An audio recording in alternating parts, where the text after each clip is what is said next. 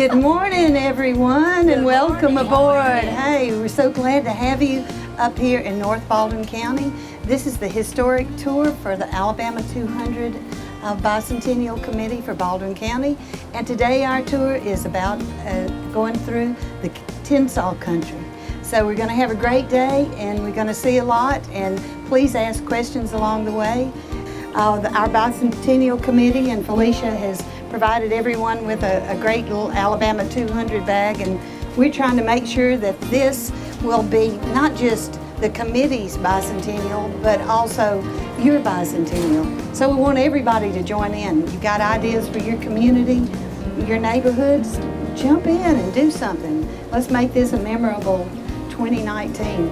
This bicentennial goes on for 2 years, since 2017, 18, and then till December the 14th of 19. I was born and raised in North Baldwin County in a little spot called Tensaw, and my great-grandfather built the house that I live in.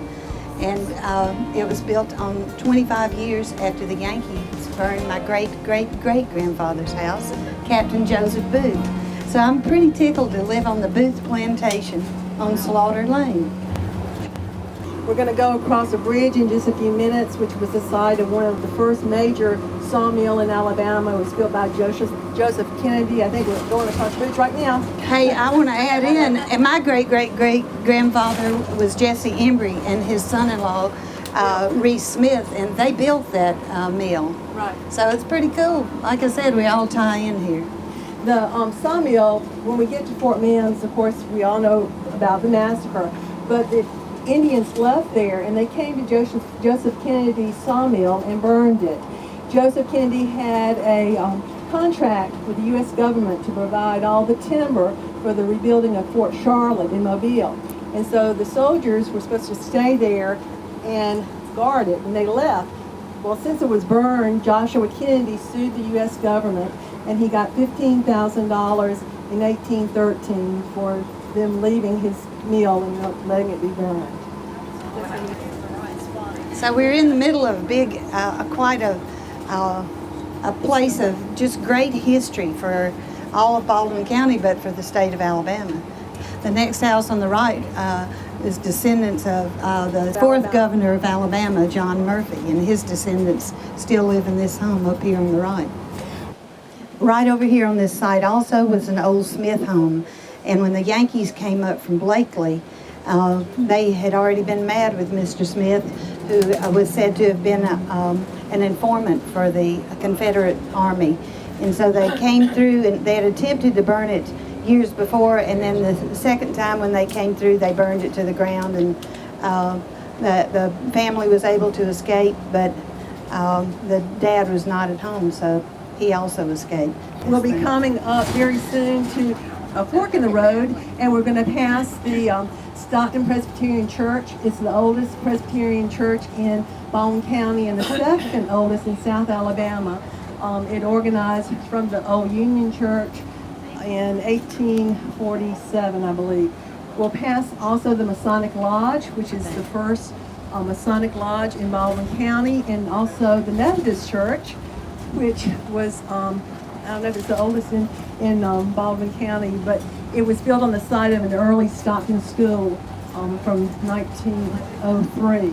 And the wood from that school was used to build the church. And they kept the old stage that was in the schoolhouse, and they used it as the altar. This is the old school or schoolyard park. It's where Stockton Junior High School used to stand. It was burned due to arson, I guess, in the 60s. But we now have a wonderful civic building that we use, as well as other park facilities. And that Stockton School is right up here on the right there. And it was the most fantastic brick school, and we had more fun. We had a big playground out there, and we made straw houses. I don't know if any of y'all did that, you know, where you made the walls out of straw, and we had a fun time growing up. Georgine's mother was one of our teachers, and so were a lot of the other mothers in the community. So guess what, buddy? We all had to walk the line, and her mama was strict, very. We're making improvements through Stockton. That was the fire department that's just about to get completed. And really, for so many, many years, no property up this direction has sold. And then all of a sudden, it's beginning to sell. You're in the Tensaw Country, but since 2015, you also are in the Stockton Landmark District. It's the only landmark district in Alabama. It was voted on by 1.5 million Alabamians as an amendment to the Alabama Constitution. It is a special thing. Basically what it says is that we can't be annexed.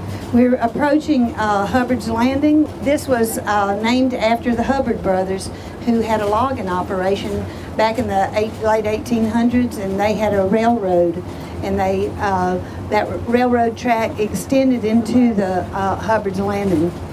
Hubbard's Landing is gorgeous. It has RV sites, and you can drive in there and go fishing.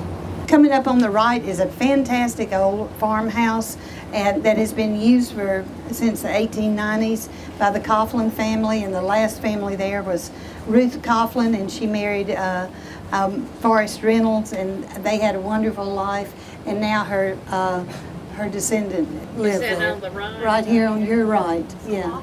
Isn't that a cool old place? And that little building right in the front is one of the several post offices in Latham. There were 4.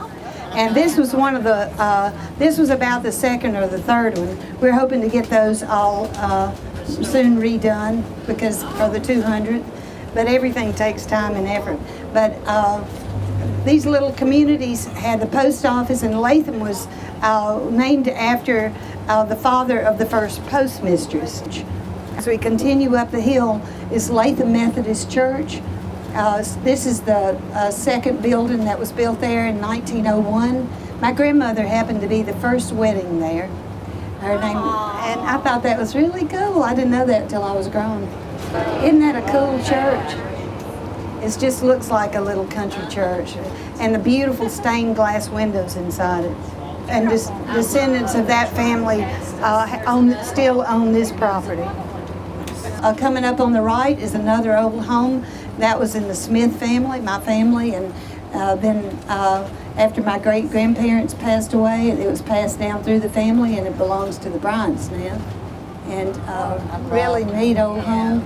On the left, I don't know if any of you were familiar with, this is all Smith family in here. But right here on the left, being redone, is the home of R.L. Smith. He was a superintendent of education for Baldwin County. He passed away last year at age 99. So he was a wonderful man, so smart, and he loved this countryside like crazy. When you look at all of this, you can see there's still countryside. This is a countryside, and when I think of settlers coming through in their wagons, I mean, it's not a whole lot different, except we got a nice paved highway. Up on the right, not right there, but coming in the curve, if you look through the bushes, is an old McGowan home. So that might be a family name for some of you. 2 sisters lived here, and it was really neat. And coming around this hill and down the next creek is Major's Creek. If you ever want to come swimming, you can bring your family. It's beautiful water. It's some of the prettiest water you ever want to get in, and it's nice and cold. But it was a major creek. It leads straight into the Alabama River. Not straight. It curves a lot. It leads into the Alabama River. Just north of here, Fort Montgomery. It was built after Fort Mims. It was built in 1814, and the federal troops were going through here. They had cannons at Fort Montgomery. I think that's just amazing, and they were riding through here, all this countryside on their horses, and I just think that's pretty neat. When the Yankees, then 50 years later, when the Yankees came north along the river, they left things. We found it was a pottery insulator to go from one post to the other out in the middle of nowhere. So we think that the Confederate forces had it was painted. I mean, it was the color of the clay. It was gold. Okay. So this is the community there of Tensaw. It used to be called Montgomery Hill after Fort Montgomery. The Tensaw Indians came from Louisiana, and they were here for just a short time, and then they were here for about 40 years. But they call this the Tensaw Country after them, even into the late 1700s and 1800s. Now, we just passed Belt's Branch, and that was named after Dr. Thomas Wright Belt. And near this road we're on was a part of the Federal Road. And even on the sides, you can walk in the woods and you'll find piles of bricks where the blacksmiths worked. They went around to wherever they were working and worked on the hooves of the horses. This house on your right, look at this. This is an 1890s house owned by the Coughlin family. Remember, I told you the Coughlins were in Latham also. That Coughlin home was built by Dr. Coughlin back in the late 1800s, and they had come earlier than that from South Africa. They had heard that the uprising was coming, and before the huge slaughter of all the white people that were there, and so they fled. And so he was a doctor, and he's the one that delivered my dad. We're just getting ready to pass Holly Creek, and right out to your right is where the Union Church was, and it had the Methodist and the Baptist about 1820, and then about 1840s they divided up, and the Methodists went north and built a church that got moved to Stockton in 2012, Montpelier Methodist Church, and the others went to Montgomery Hill Baptist. This must have been the original Federal Road. They went on the point of least resistance, trying to not go down in the bogs, because this is all flat, boggy land. So if they could find a hill, they would go on that. And they went right in front of most of the homes, and mine included. My grandmother showed me as a child where the road went through and how it went down toward Fort Mims, and it bypassed Fort Mims and would go to Mims Ferry on the Alabama River. So they didn't want to go too far south because they couldn't figure out how in the world do you cross the Delta. There's so much water and so little land, and they didn't want to, anyway, Samuel Mims got rich off of having a ferry. Although he was there in the 1790s, and he died at Fort Mims in 1813 at his own home. We're approaching Blackshear. It was named after a group of timbermen who came here and logged, and their families here, the Stedhams, the Blakes, and the Earls. And the Earls all settled here. Montpelier Methodist Church was here for 150 years, and then because the family thought it would be used more, should be moved to the Bicentennial Park so it could be kept up. It's just nice and simple with a wooden floor, and it's stained glass windows. It's beautiful. Up on the right is the place that Jackson's troops encamped, and it's called Montpelier, and it has had several homes there, and the Manacks were there, the Slaughters were there. That was my great-great-great-grandfather, Colonel Lee Slaughter, settled there, and then after he passed away, it moved on down through other families, and it was Mr. Frank Earl who was very active in the county, and now it belongs to the Bradleys. And then on the left is another gorgeous home that belongs to the Bradleys. But over there on the right through here is where the Jackson and his troops encamped. I'll tell you a little love story.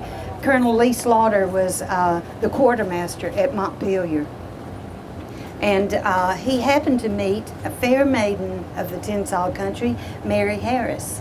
And so when he got out of the service, he asked for land for his payment for his service, and he asked for Montpelier. And he came home and married Mary Harris, and they built their home there and had a lot of kids. But I thought that was pretty cool. I love that. That's pretty neat. Here we come into Little River, and this was largely Creek territory. Weatherford and many of the other plantations were up here, and he had a plantation. He was pretty much, his father was a Weatherford. He was Scotch Irish, and so he had red hair, I understand. So, and I guess that's where he got the nickname Red Eagle.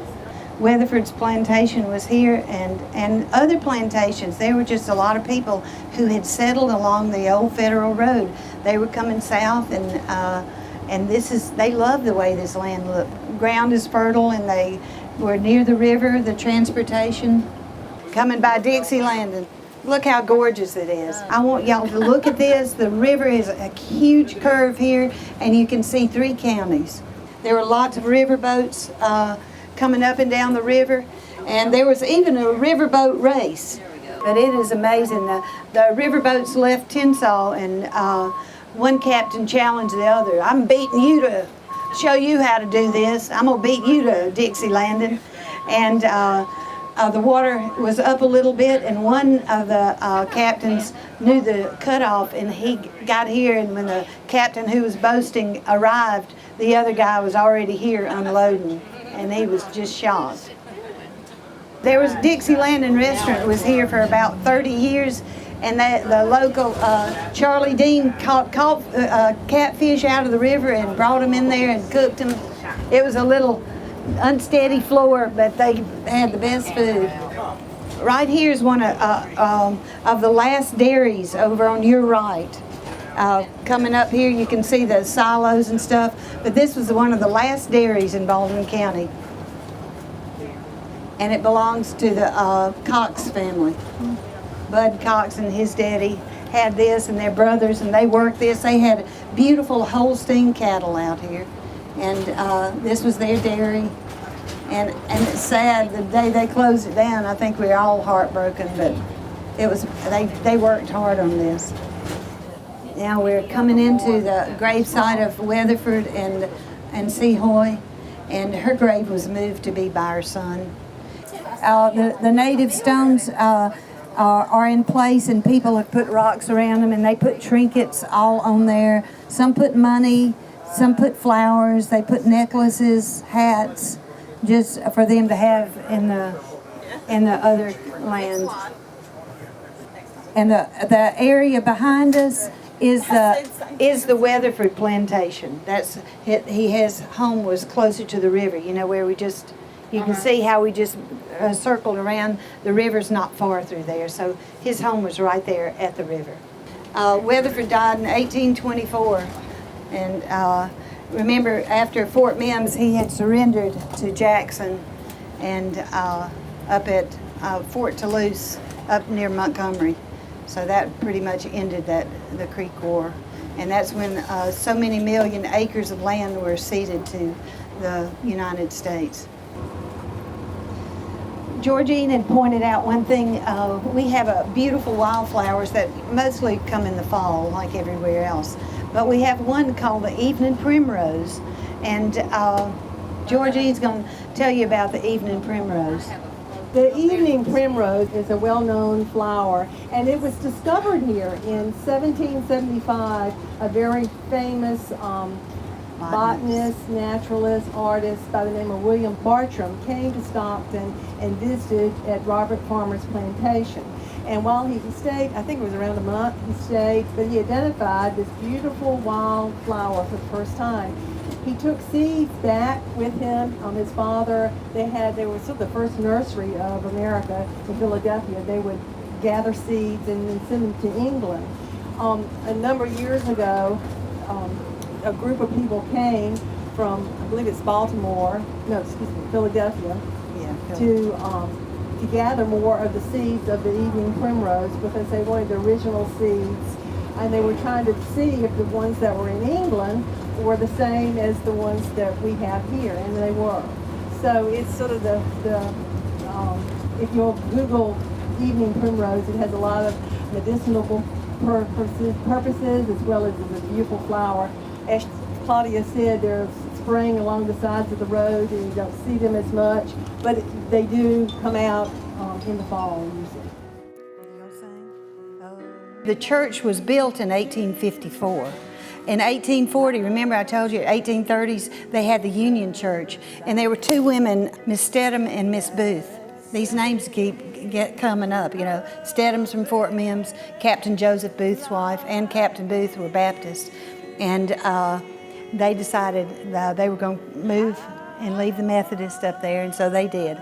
And they donated this land. It says, on the knoll of the hill. You know, that old-time wording I think is really so cool. And Dr. Belt had married Captain Booth's daughter, Eliza, and they gave the land for this, and then Captain Booth donated I told you earlier, those were probably longleaf pine boards that she was saying, you sit so straight. We had to put cushions in because the truth is, you sit on them and whoosh, out you go. You kind of have to hold on. And even now, if you notice, they aren't as wide as your femur, you know, your legs. You kind of have a lot of your legs sitting up. So you got to sit like you are, kind of turn sideways and lean on the back to stay in these.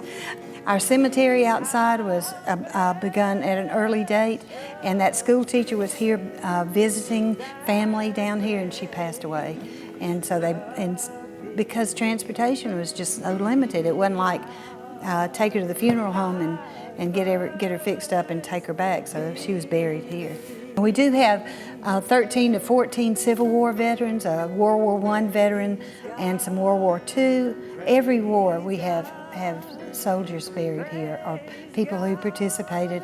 One of our local women was a World War II nurse, and she and her husband were both in the war. So one of my projects for the next few years, Mike has a guy that helps with getting markers done, and I'm hoping to get all of these men who were in the service to have that stone at their grave, because in future generations, I think it's just important to say, gosh, these people really fought for what they believed in. And maybe all the causes didn't come through as they had hoped, but they fought for what they thought was right. From the beginning of the records of Montgomery Hill, it shows all the baptisms and the number of whites and the number of blacks who were baptized. I think their relationships were good. They stayed here for 7 years after the war and didn't move to another church. So then they left and established their own when they were given land down there. And I know my family gave them land to live. And my grandmother wanted to make sure in the 50s, even up to that point, that they each had a deed, and she gave it to them for $5 or $1 and other valuable considerations. She said, these are our people, and we want them to have a deed to their property. There was no history that was found or kept from 1861, the beginning of the war, to 1865. And when the Union soldiers came north, it said that they rode the horse in here. But Captain Booth's home was across the road on Slaughter Lane, where I told you, and he had voted against secession for the Union. He did not want the war. And he died during the war, and when the Yankees came up the river after the last battle at Blakely, they were following the course of the river, and along the way they burned the Hall house in Crossroads, and the family had hidden stuff out in the woods, and were able to, some of the descendants still have things where they hid a trunk and busted it open. They still have that trunk. I think that's pretty cool. But then they came to Stockton and burned the Smith house, and they came here in Montgomery Hill, and Captain Booth's grandson had loaded wagons with everything they could get, and they all took it down to Mims Ferry, and Mims was no longer there, but they had a ferry there, and they took it across to Nantucket Island and to keep the Yankees from taking it, and instead they burned the home. And so I guess they came back to the side buildings, anything that was left there, and tried to move forward after that point. You know, it was a hard time after 1865. This is a really cool primitive type chest, and built by hand by William Silver. And I think it's just one of the neater things in the church. These things were really high. We have an early picture from Main Belt, and there were 4 kerosene lanterns hanging down, and we're in the midst of trying. We've renovated the church in the last 2 years, and that's our last project, to get those old type lanterns and put them back in here. With the shutters make it cool, but it's really dark in here. So we just opened a couple to let some daylight in. It is really bright, and you kind of have to do this to be able to see. It's really cool. If you want to run up to the slave gallery, it's pretty up there. You can see the preacher talk from here because he wanted to make sure he could see everybody upstairs. And the place fills up on weddings and funerals. That was fun stop. It's a beautiful church, and I hope y'all come back. This road right here, up on the right, there's you'll see it's a little spring. It's called Black Crossing. This was part of the Federal Road, and the Black Crossing was a mushy place. It had a lot of water in it, and every wagon. And then as cars came along, and this was a red mud road in the 70s. Still, we weren't paved, and everybody got stuck at the Black Crossing. And there's a historic marker back there that tells about the Federal Road. The locals all said, I know about that Black Crossing. That was where your wagon sunk. And one time they went total out of sight, and they're still down there. So they thought it was quicksand, and who knows, it might have some down there. Also, the spring on the lower side of the road had a box type thing in there, and that's where all the water was real smooth there. And even up until the 80s, until we got the water system, local people went there with jugs and stuff and got their drinking water at the Black Crossing. And I guess it was named that because of the mud, because everybody was getting stuck. All right, now as we go down this Federal Road, a lot of settlers had moved into this area, living along Majors Creek and Pine Log Creek. Many names are on the monuments at Fort Mims now. And but this area everybody was afraid, and they had heard about the Indian uprising, and they, by June, whenever they went and attacked the Indian forces who had left Pensacola, the British had given them arms, and so they attacked the Indians over there at Burnt Corn Creek, and that was on July the 20-something, 1813. Less than a month later, everybody was getting scared, and so the settlers packed up everything they could get together and came down this muddy road all the way to Fort Mims. They were afraid, and they didn't know exactly what was going to happen. They just knew that there was an uprising going on. It was the midst of this civil war between the Red Sticks and the White Sticks, between the Creek Indians. And they all moved their goods into Fort Mims. And Major Beasley was in charge, and he didn't have military training, but he was appointed. So they moved in here, and Major Beasley was in charge, and he just didn't think this was going to happen. And General Claiborne had come over, and they talked about it, and he said he was working on his defenses. They made a stockade around here, hurriedly built one, and I imagine it didn't look too good, but they built it around Samuel Mims' plantation home. Remember, Samuel Mims had the ferry, and he charged for that to move people across. That was his job, Mims Ferry. And so he was a wealthy man, and he had quite a plantation here. So everybody thought, we'll go there, we'll be safe, we'll all work together and get a secure place. But on August 30th, 1813, the East Gate had gotten stuck. It had been a lot of rain, I guess wagons and horses coming and going. The East Gate had not been closed for weeks and weeks. And at 12 noon, I'm simplifying this for time's sake, at 12 noon on that day, that when the dinner bell rang, war whoops were heard.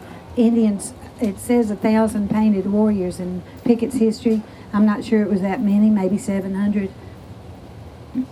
With war paint, charged toward the East Gate. And this is Fort Mims on your right, they had charged through this open area which had grass that they had hidden behind. There's so many stories at Fort Mims, and I hope you'll come back. Oh, we're going to stop at Red Hill Spring. This is an artesian type well spring. The water is really good, and it's been tested and bacteria-free. People come with big jugs. For those of you who didn't get off or didn't read the sign, Red Hill Spring sign was written by Leslie Smith. It had been a lifelong dream of his since he grew up here in Latham. And he had always said, during a lot of the storms when there was no power and no way to get water, people would come to Red Hill Spring. And he wrote this dedicated to the wayfarers who for unknown generations have passed this way and refreshed themselves with a drink from this spring and those yet to follow. That was pretty sweet. And he was just, and he's a sweet man. We're going back to Live Oak, and Georgie, you going to tell them anything else about that? Well, Live Oak is really the jewel of Stockton. It's right along the banks of the Tensaw River. It's beautiful. The county now owns it. Live Oak was a part of a 1,900-acre Spanish land grant that was given, and it was later passed through the Hasty McMillan family, and Live Oak Landing was started by John and Davita Hasty, and very much like it is today, but we were all very thankful when the county was able to purchase the property, and it encompasses all of this that we were passing on the right, Bicentennial Park, and also what's on the left. It's all county-owned land now. It really looks very much like it did then. They have improved it with the gazebo and some other things, but it's always been a real jewel. Thank you all for coming on the tour of the Tensaw Country. I hope you had a great time. We had so much fun, and hope you'll come back. And thank you so much. I hope you all get involved in Baldwin County history. It is amazing, from the north end to the south end. Thank you again. It was fun.